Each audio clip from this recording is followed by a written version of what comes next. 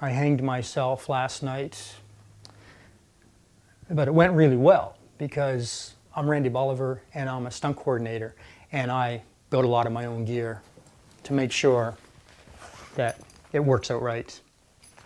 It makes my wife happy. Initially, I was hired as special skills as a paddler for a film, and they hired me for 3 days. I was there for 53 days, incorporating into that different stunt work. And from there, I pursued the career and started to coordinate shortly after becoming a stunt performer. And here in my workshop, I'll design and build different apparatuses to do a number of my stunts, and particular in trying to improve on things and to make things look as real as possible. I get hired, I go and I do my job, and when the job's over, I'm just glad when everybody's safe and that. And this one particular rehearsal, a fight rehearsal that I was doing, I ended up breaking my back. A performer thought he'd be funny and step out of the choreographing of the fight scene and catch me off guard, just as a joke. And it was funny, everybody laughed, but broke my back in the process. Gavin and I was talking on the phone one night, and he goes, Randy, you should call Fraternal and get them to send you out some paperwork, because you're covered. You have an insurance coverage to look after you while you're injured.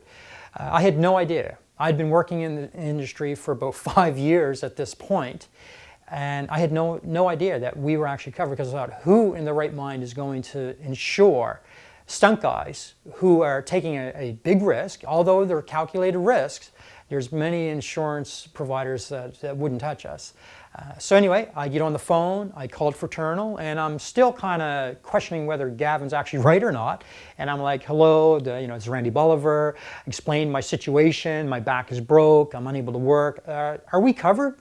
And the lady on the other end says, absolutely, I'll send the paperwork out to you right away. And within the week, the paperwork was in my mailbox, and got into the doctor to have everything signed.